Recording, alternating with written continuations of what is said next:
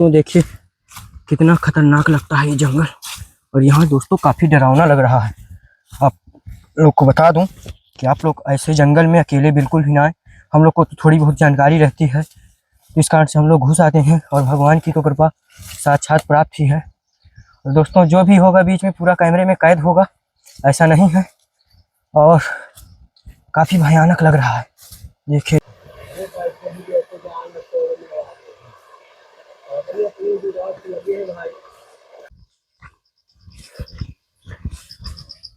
तो दोस्तों ये है महाराज जी की कुटिया, जो देखने में आ रहा होगा आप लोग को।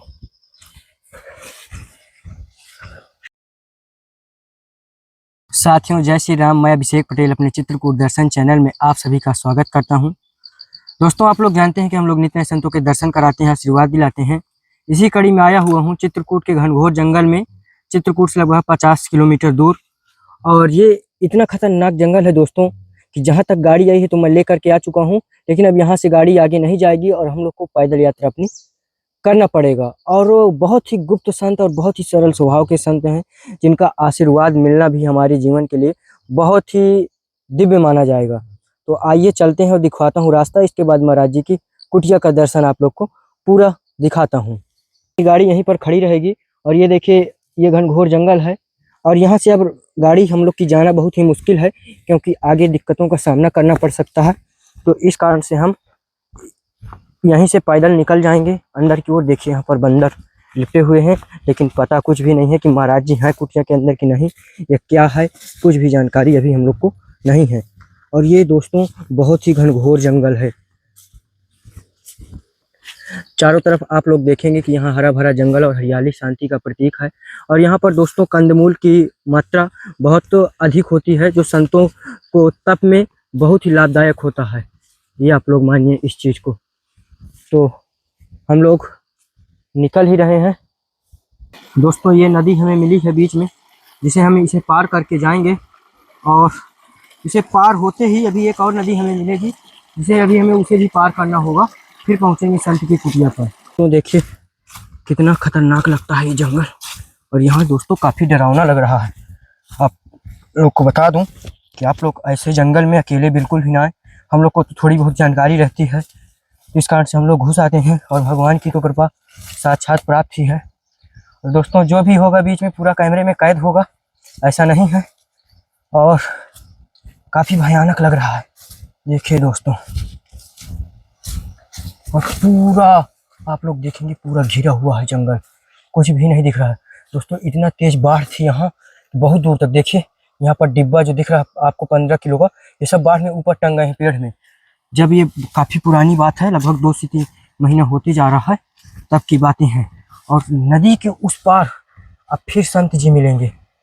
देखिए चलते हैं, देखते हैं कौन मिलता है, महाराज जी हैं या नहीं। पूरी जानकारी आप लोग को देंगे और दिखाएंगे। तो दोस्तों यहाँ पर मिले हैं हमें जंगल में साधु संत, जो कुटिया से निकल करके एक भंडारा है मोहनदास महाराज जी के यहाँ, वहाँ जा रहे हैं, जो देखने में आप लोग को आ रहा होगा। ये देखिए तो दोस्तों आप लोग को देखने आ रहा हो कि अब ये नदी हमें पार करके जाना है। ये देखिए ये ज़्यादा नहीं है, थोड़ा सी है, लेकिन बरसात में बहुत ही ज़्यादा हो जाती है। देखिए और दोस्तों अब हम लोग को यहाँ से चढ़ करके जाना है महाराज जी की कुटिया की ओर। दोस्तों देखिए ये लकड़ियों के द्वारा सीढ़ी बनाई गई है यहाँ पर, जो सीढ़ी का निर्माण हुआ है। और महाराज जी हैं या नहीं अभी इस चीज़ की हमें बिल्कुल भी जानकारी नहीं है। और हम लोग पूरा जंगल में लगभग 2 किलोमीटर अंदर घुस चुके हैं। और आइए चलते हैं, देखते हैं क्या होता है। तो दोस्तों ये है महाराज जी की कुटिया, जो देखने में आ रहा होगा आप लोग को।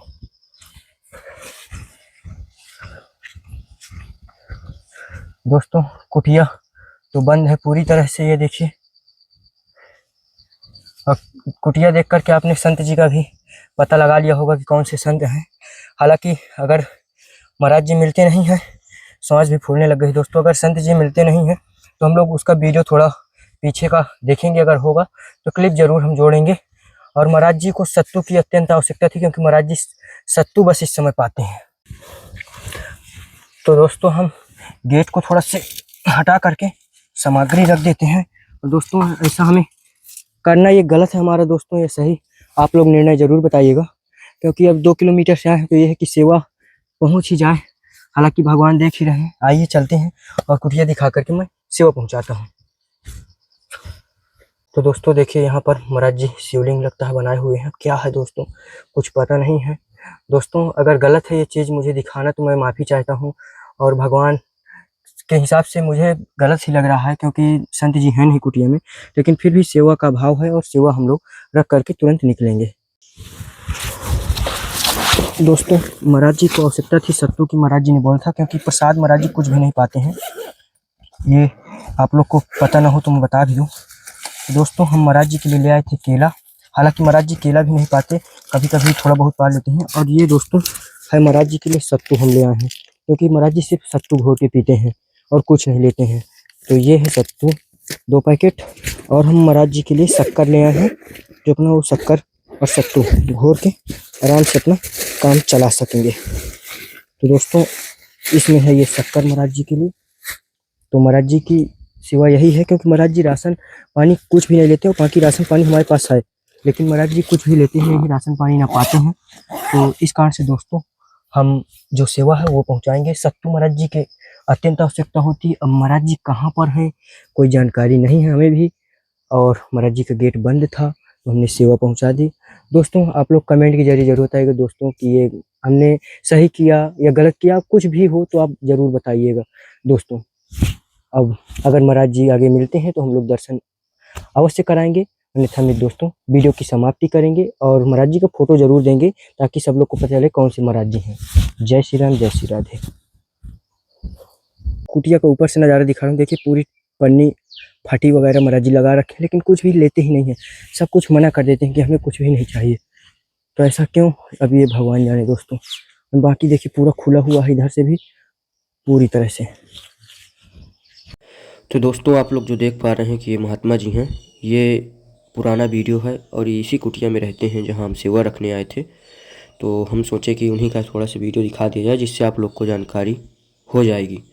तो दोस्तों ये हैं सिद्ध संत और इनका कुछ हम लोग बातें और कुछ सत्संग सुनाते हैं।